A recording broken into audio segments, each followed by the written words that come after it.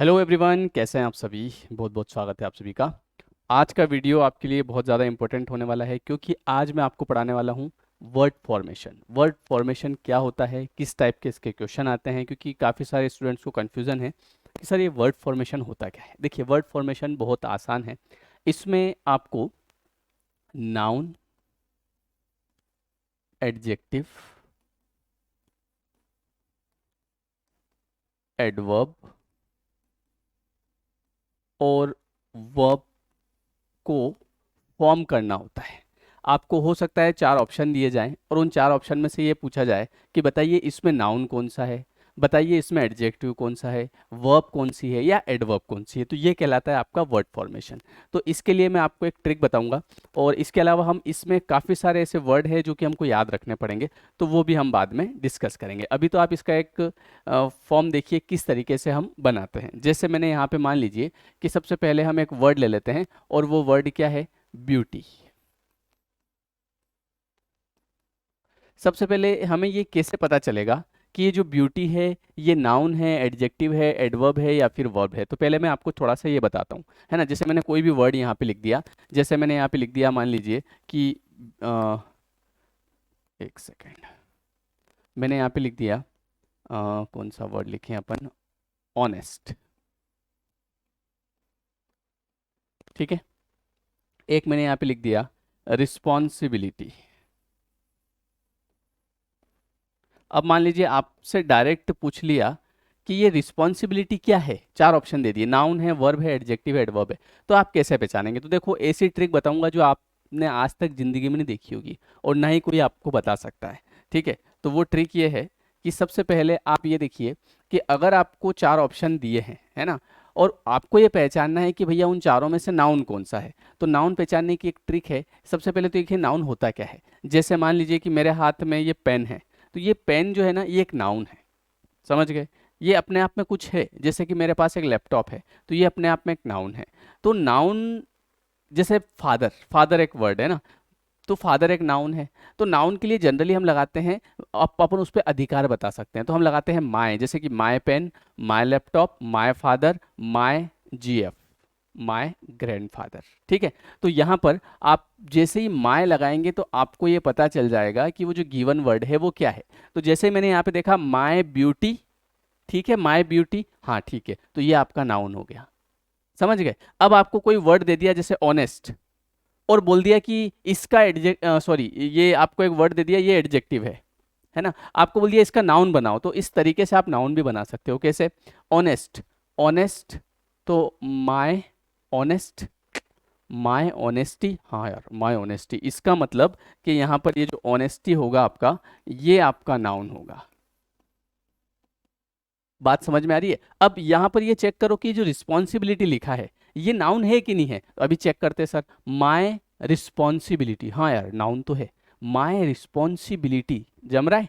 जमने का मतलब यहाँ पे यूं नहीं कि जमना मतलब कि नाउन ऑटोमेटिक माय से कैच हो जाएगा, मतलब वो चुंबक चिपकती है ना ऐसे, ऐसे चिपक जाएगा। तो माय रिस्पॉन्सिबिलिटी मतलब ये नाउन है। तो देखो यहाँ पर माय ब्यूटी ये नाउन है, माय ऑनेस्टी ये भी नाउन है, माय रिस्पॉन्सिबिलिटी ये भी नाउन है।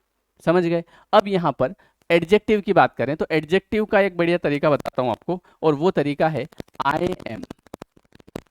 आई एम के बाद जो वर्ड आएगा बाय डिफॉल्ट वो एडजेक्टिव रहेगा। कैसे, क्योंकि एडजेक्टिव किसी व्यक्ति की क्वालिटी बताता है। जैसे मैं मेरी विशेषता बताऊं, मान लो मेरी क्वालिटी बताऊं, तो मैं क्या बोलूंगा, I am, I am beauty, कि आई एम ब्यूटीफुल। आप बताओ, आई एम ब्यूटीफुल, है ना। जैसे इस क्लास को कोई गर्ल्स वगैरह देख रही हो तो वो बोलो जैसे अपने आप को कि मैं सुंदर हूँ। हाँ बोलो, एक झूठ भगवान माफ करेगा, ऐसी कोई दिक्कत नहीं है। बोलो आई एम ब्यूटीफुल। ठीक है। तो ब्यूटीफुल आपका क्या हो गया, ब्यूटीफुल आपका हो गया एडजेक्टिव। बोलो कोई दिक्कत, समझ में आ रही है बात। अब यहाँ पे देखो ये एडजेक्टिव है कि नहीं है, कैसे पता चल रहा है, आई एम ऑनेस्टी। अरे आई एम ऑनेस्टी क्या होता है, क्या पढ़े लिखे नहीं हो क्या, रुक जाओ बता रहे हैं। आई एम ऑनेस्ट, हाँ यार आई एम ऑनेस्ट मतलब ये एडजेक्टिव है। बात समझ में आ रही है। जैसे रिस्पॉन्सिबिलिटी, ये किसी ने आपको चेप दिया वर्ड कि ये लो भैया रिस्पॉन्सिबिलिटी, एडजेक्टिव बताओ इसका, रुको बता रहे हैं, आई एम रिस्पॉन्सिबल। तो ये रिस्पॉन्सिबल आपका क्या हो जाएगा, रिस्पॉन्सिबल आपका हो जाएगा एडजेक्टिव। बोलो बात समझ में आ रही है कि नहीं आ रही है? तो इस प्रकार से आप सबसे पहले तो अगर आपको 4 ऑप्शन दिए जाए, जैसे मैंने आपको ऑप्शन दे दिए 4 कि डाउट, ठीक है, सक्सेसफुल, ठीक है, इसके बाद रिस्पॉन्सिबल, है ना, और इसके बाद मैंने आपको दे दिया ब्यूटीफुल। अब एग्जामिनर ने आपसे पूछा वर्ड फॉर्मेशन क्या होता है? वर्ड फॉर्मेशन ये होता है वर्ड को फॉर्म करना, है ना, जैसे अभी और फॉर्म करेंगे हम। जैसे एग्जामिनर ने आपको दे दिया कि भैया इनमें से ये बताओ कि नाउन कौन सा, अभी बता रहे हैं, एक ब्रह्मास्त्र निकाला माय का, लगा दो, जिसके चिपक जाए वो नाउन हो जाएगा। माय डाउट, माय डाउट होता है, हाँ होता है, इसका मतलब यही नाउन है। और चेक कर लेते हैं, माय सक्सेसफुल नहीं होता, माय रिस्पॉन्सिबल नहीं होता, माय ब्यूटीफुल नहीं होता, हाँ माय सक्सेस जरूर होता है, माय सक्सेस जरूर होता है, हाँ माय रिस्पॉन्सिबिलिटी जरूर होता है, माय रिस्पॉन्सिबिलिटी। ये है ना ट्रिक, आपको किसी भी किताब में तो ठीक, अमेरिका चल जाओगे तो भी नहीं मिलेगी, हाँ समझे। और माय ब्यूटीफुल, तो माय ब्यूटी,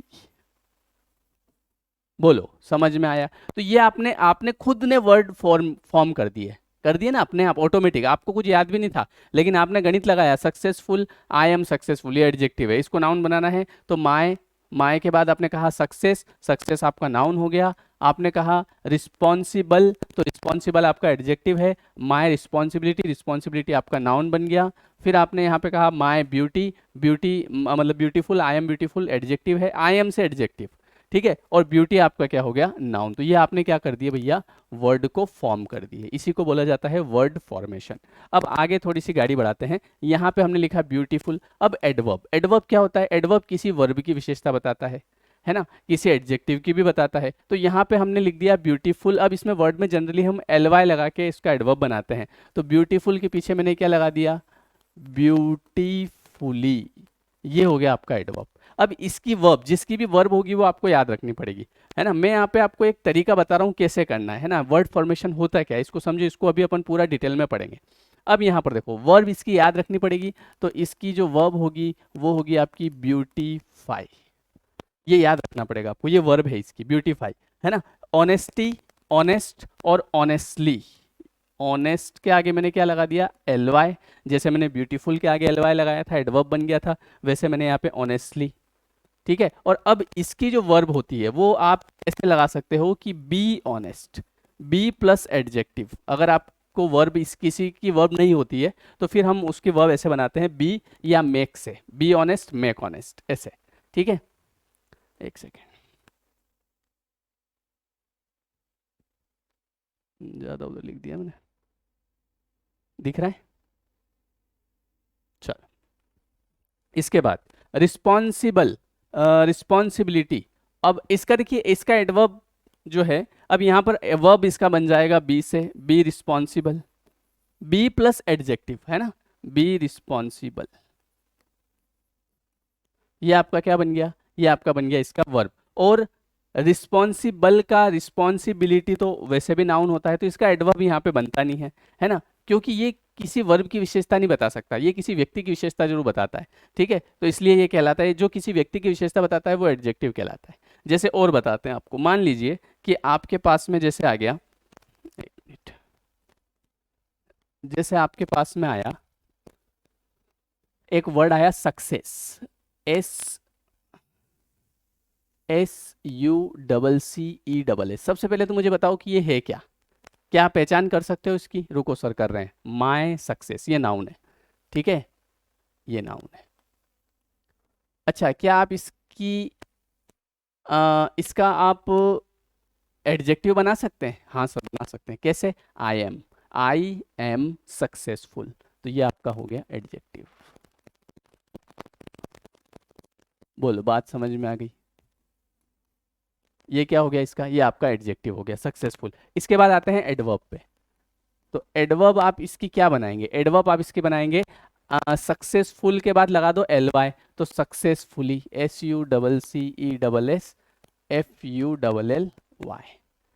बात समझ में आई? अब इसकी बनाते हैं वर्ब। तो इसकी वर्ब बनेगी नहीं, इसकी वर्ब आपको याद होनी चाहिए। इसकी वर्ब होती है SUCCED, सक्सीड, ये इसकी वर्ब होती है, ये याद रखनी पड़ेगी। अब कई लोग क्या करते हैं कि इसे समझते हैं वर्ब का सेकंड फॉर्म, समझना मेरी बात को, इसको समझते हैं वर्ब का सेकंड फॉर्म और इसको समझते हैं वर्ब का फर्स्ट फॉर्म, जबकि ये तो नाउन होता है और ये होती है वर्ब की फर्स्ट फॉर्म। अब यहाँ पे अगर हम बात करें तो वर्ब की जो फर्स्ट फॉर्म होती है SUCCED, ये वर्ब की फर्स्ट फॉर्म है जिसको लोग सेकंड फॉर्म समझते हैं। अच्छे अच्छे पढ़े लिखे लोग भी इसको सेकंड फॉर्म समझते हैं क्योंकि ईडी लगा हुआ है पीछे, समझ गए। अब ये फर्स्ट फॉर्म होती है, अब इसकी सेकंड फॉर्म ईडी तो अब लगेगा इसमें, SUCCED और ईडी, अब जाके लगा ना ईडी, अब बना ये वर्ब का सेकंड फॉर्म और यही है वर्ब का थर्ड फॉर्म। बोलो लॉजिक समझ में आया कि नहीं आया? तो ये इस प्रकार से वर्ड फॉर्मेट करना होता है और ये आपका कहलाता है वर्ड फॉर्मेशन, ठीक है। जैसे ये हो गया आपका, इतना समझ में आया। जैसे मैं आपके सामने एक वर्ड लिखता हूँ, एक वर्ड मैंने यहाँ पे लिखा है कि भैया सैड, एक लिखा मैंने सैडनेस और एक लिखा मैंने यहाँ पर, चलो ये दो ही लिखते हैं पहले, सैड और सैडनेस। आप मुझे बताओ कि इसमें से नाउन कौन सा और एडजेक्टिव कौन सा है, क्योंकि अभी मैंने नाउन और एडजेक्टिव दोनों लिखे हैं, है ना। और एक को लिख देता हूँ मैं सैडली, तो क्या आप पता कर सकते हैं नाउन कौन सा है? हाँ सर कर सकते हैं। कैसे? माई सैड, माई सैड क्या होता है? माई सैडनेस, है ना, माई सैडनेस, तो ये आपका क्या हो जाएगा? ये आपका नाउन हो जाएगा।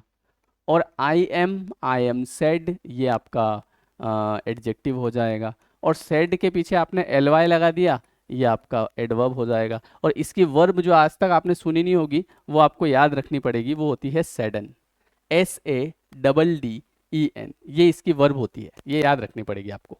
तो ये होता है आपका वर्ड फॉर्मेशन। जो भी याद रखना होगा वो सब मैं आपको बताऊंगा कि ये चीजें आपको याद रखना है।